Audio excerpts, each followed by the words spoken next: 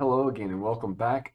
We're going to continue our Google Earth series, and I've got Michelle talking about Google Earth Voyager, and I'm actually going to do an extension on that. We're going to have Lauren talk about a literature trip using Google Earth, and these are very kind of similar elements, so I wanted to make sure we tied these in together. So this is a great way of expanding on your Module 5 about actually getting the kids involved and reaching them with these blended tools. And this is also something your students can turn around and learn how to create the same experiences and share part of their literary pieces or historical reports in this way. So we'll have the little skip chapters down below, so make sure you check those out and utilize those. And without further ado, we'll jump right in and we'll start with Miss Michelle. And is a really cool tool built into Google Earth, and that is Voyager. And you find that right here where you see the ship wheel thing, whatever that is called. Sorry, guys, I don't know. But this is the Voyager part of Google Earth. And so I'm going to click on that. And when I do, it's going to load all kinds of kind of pre-made tours and pre-made functions that Google Earth has. And so when you first click on it, it's going to scroll across some of the kind of newer ones or ones that they're trying to highlight right now.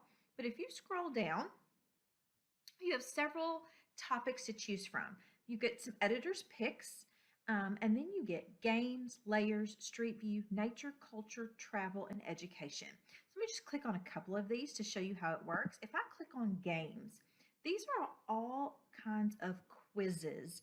And so you can click on these, and so I'm going to click on the animal sounds one and just show you a little bit of what it looks like. Then I'll show you a couple of others. So it's going to launch this animal quiz and say, let's go. And it is going to pop up a question. Surprisingly, this sound was not made from a computer. What animal did it come from? So I'm going to play the sound. And then it gives me three choices. So I'm going to guess which one I think it is. Looks like I was correct. And then when you hit next, it's going to take you to another question. And you can listen to the sound it makes. Click here.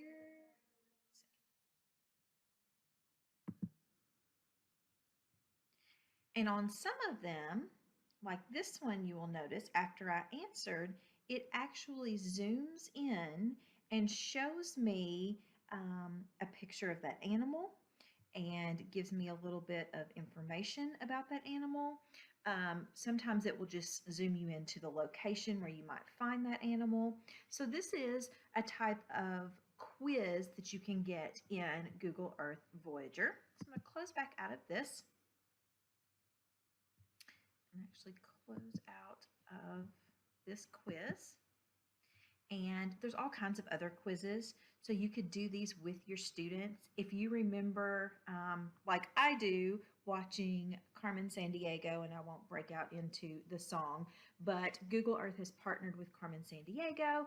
And so there's all these different little mysteries that you can do with Carmen Sandiego. So there's lots of those under the quiz option. If you go to culture, then you get quite a few different things here. So you can look at different places around the world, Fall of the Berlin Wall. You can go to different museums. So there's lots of information there. Of course, travel is another one that you could look at, and so you could explore different places on Earth.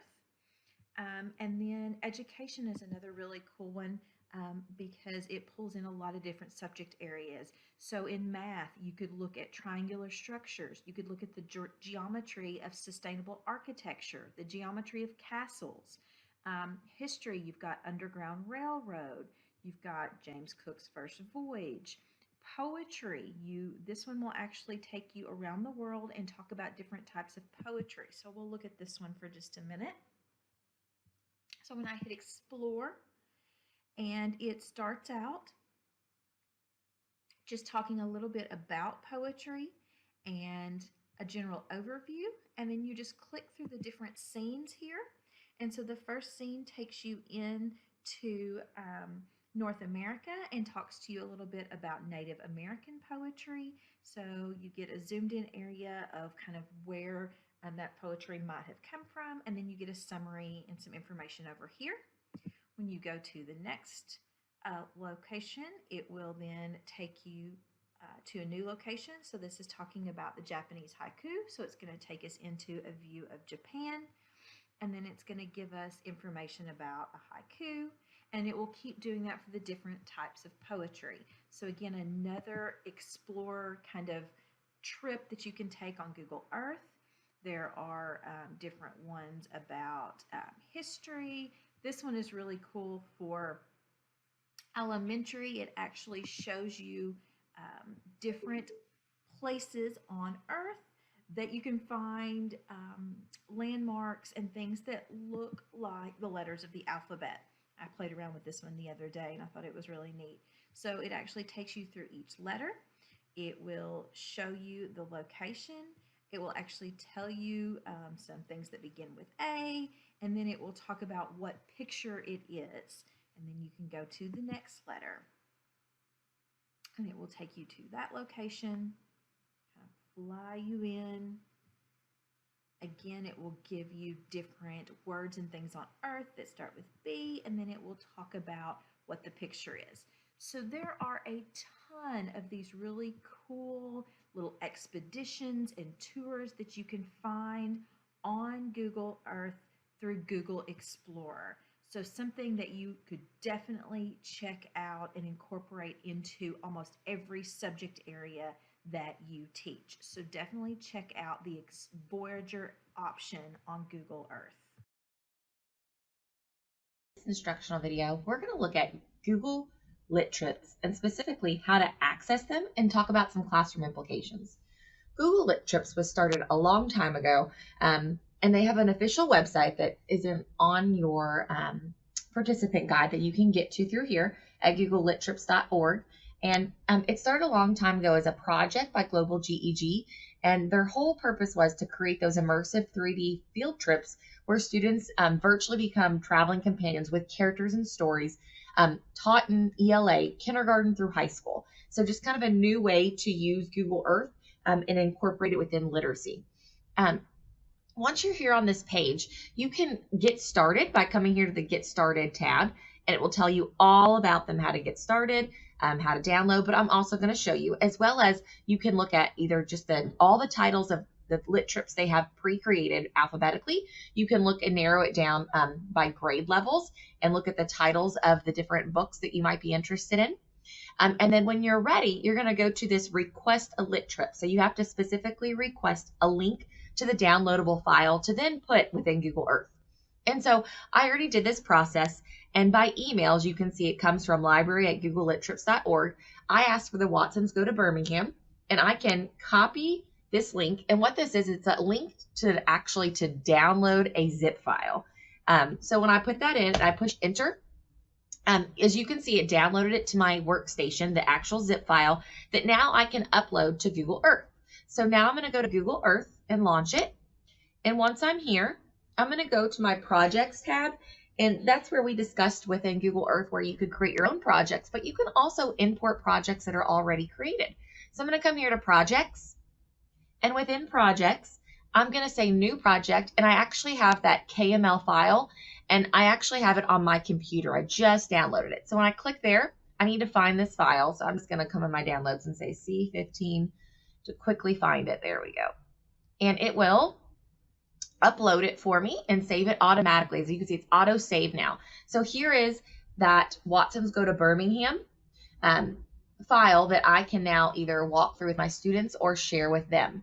And so as you can see, someone already created this for me. So these are all the stops within the book that the child and their family traveled through. So as you can see, it talks about the chapter, what went on, and it just kind of gives some information about that specific place. So it makes the students feel like they're actually there on the journey.